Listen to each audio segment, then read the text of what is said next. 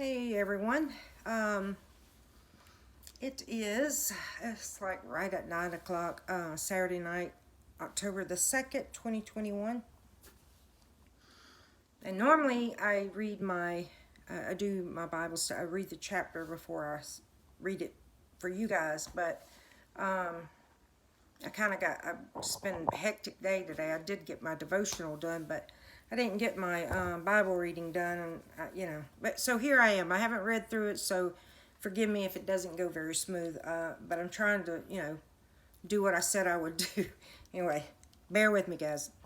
So we are in John chapter 19, and this is Modern Life Study Bible and New King James Version. All right. Whew.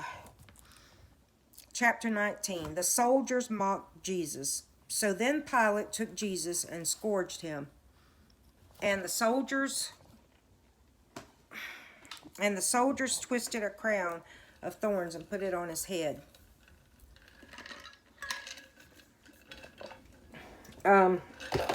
Sorry.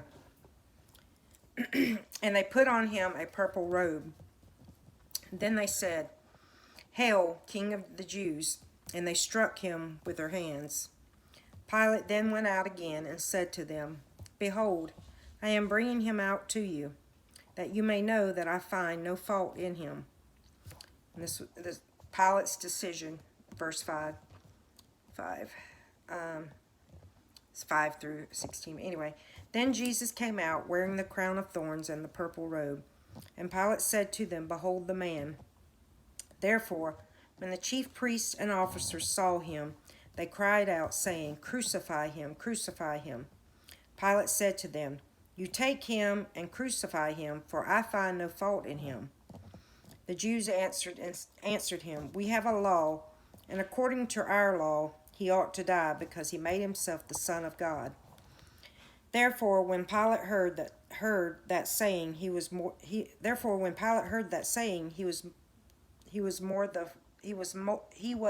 the more afraid, and went again into the praetorium and said to Jesus, "Where are you from?" But Jesus gave him no answer. Then Pilate said to him, "Are you not speaking to me? Do you not know that I have power to crucify you and power to release you?" Jesus answered, "You could have no power at all against me unless it had been given you from above. Therefore, the one who delivered me to you has the greater sin." From then on, Pilate sought to release him, but the Jews cried out, saying, "If you let this man go, you are not Caesar's friend. Whoever makes himself a king speaks against Caesar." When Pilate therefore heard that saying, he brought Jesus out and sat down in the judgment seat in a place that is called the Pavement, but in Hebrew, Gabbatha, I guess that's how you say it, Gabbath. Now it was the preparation day of the Passover, and about the 6th hour. And he said to the Jews, "Behold your king." But they cried out, away with him, crucify him." Pilate said to them, "Shall I crucify your king?" The chief priests answered, "We have no king but Caesar." Then he delivered him to them to be crucified. Then they took Jesus and led him away. The king on a cross starts with verse 17. And he said, bearing his cross, went out to a place called the place of a skull, which is called in Hebrew Golgotha, where they crucified him and two others with him, one on either side, and Jesus in the center. Now Pilate wrote a title and put it on the cross, and the writing was, "Jesus of Nazareth, the King of the Jews." Then many of the Jews read this title, for the place where Jesus was crucified was near the city, and it was written in Hebrew, Greek, and Latin. Therefore the chief priests of the Jews said to Pilate, "Do not write, 'the King of the Jews,' but he said, 'I am the King of the Jews.'" Pilate answered, "What have I written? What I have written, I have written." Then the soldiers, when they had crucified Jesus, took his garments and made 4 parts to each soldier a part, and also the tunic. Now the tunic was without seam, woven from the top one piece. They said therefore among themselves, "Let us not tear it, but cast lots for it, whose it shall be." that the scripture might be fulfilled, which says, They divided my garment among them, and for my clothing they cast lots. Therefore the soldiers did these things. Behold your mother. Now there stood by the cross of Jesus his mother and his mother's sister, Mary the wife of Clopas, Clopas, Clopas, and Mary Magdalene. When Jesus therefore saw his mother and the disciple whom he loved standing by, he said to his mother, Woman, behold your son. Then he said to his disciple, Behold your mother. And from that hour that disciple took her to his own home. It is finished.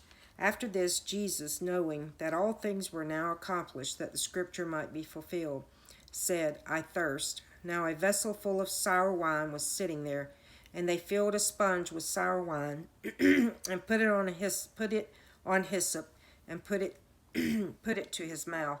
So when Jesus had received the sour wine, he said, It is finished. And bowing his head, he gave up his spirit. Wow.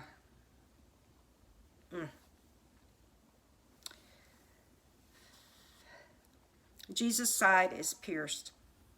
Therefore, because it was the preparation day, that the body should not remain on the cross on the Sabbath, for that Sabbath was a high day, and the Jews asked Pilate that their legs might be broken, and that they might be taken away. Then the soldiers came and broke the legs of the first and of the other who was crucified with him. But when they came to Jesus and saw that he was already dead, they did not break his legs. But one of the soldiers pierced his side with a spear, and immediately blood and water came out. And he who has seen has testified, and his testimony is true, and he knows that he is telling the truth, so that you may believe. For these things were done that the Spirit should be fulfilled. Not one of his bones shall be broken. And again, another scripture says, They shall look on him who they pierced. Jesus buried in Joseph's tomb. After this, Joseph of Arimathea, I don't know how to say that, Arimathea. After this, Joseph of Arimathea, I don't know how to say, being a disciple of Jesus, but secretly for fear of the Jews, asked Pilate that he might take away the body of Jesus. And Pilate gave him permission, so he came and he took the body of Jesus. And Nicodemus, who at first came to Jesus by night, also came, bringing a mixture of myrrh and aloes, about 100 pounds. Then they took the body of Jesus and bound it in strips of linen with the spices, as the custom of the Jews is to bury. Now in the place where he was crucified was a garden, and in the garden a new tomb in which no one had yet been laid. So there they laid Jesus because of the Jews' preparation day, for the tomb was nearby. Alright guys, well that's it for that chapter, but it has two focus groups I want to read to you real quick. The first one is in reference to John 19 verses 10 and 11. Seeing behind power. Pontius Pilate assumed that he had more power than Jesus because he had the authority to condemn him to death. But Jesus knew that all power ultimately comes from God, even the power wielded by governments. One of the reasons Jesus could endure the injustice of his trial was that he was submitting to God's will. John 18:11. Pilate and his underlings exercised limited authority. They could not stop God's purposes from being fulfilled. Whatever power we have at home, at work, in our community, it comes from God, and He holds us accountable for how we exercise authority. For more on how to use power appropriately, see practical principles. Okay. Yeah, alright, so then this other focus group, which is in reference to John 19, verse 25, the women around Jesus Jesus went to his death attended by a loyal following of women who had stood by him throughout his ministry. Women played a major part in Jesus' life and work. It was a woman or women who nurtured him as he grew up, Luke chapter 2, verse 51, traveled with him and helped finance his ministry. I think that's John 8, verses 1 through 3. Listen to him teach, John 10:39. Were featured in his parables, Matthew 13, verse 33, and then Matthew 24, verse 41. Shared the good news that he was the Messiah, John 4, chapter 4, verses 28 through 30. Offered hospitality to him and his companions, Mark 1, verses 29 through 31. Were treated by him with respect and compassion, John 4, verses 5 through 27, and then John 11, verses 32 and 33. Were healed by him, Matthew 9, verses 20 through 22, Luke chapter 13, verses 10 through 17. Were praised by him for their faith, Mark chapter 7, verses 24 through 30. Were committed by him for their generosity, John 12, verses 41 through 44. Worshipped him and prepared his body for burial before his crucifixion, Matthew 26, verses 6 through 13. Stood by him at the cross, John 27, verse 55, John 19, verse 25. Assisted in his burial, Mark 16, verse 1, Luke 23, verses 55, verse 55, and then Luke 24, verse 1. First saw him resurrected, John 20, verse 16.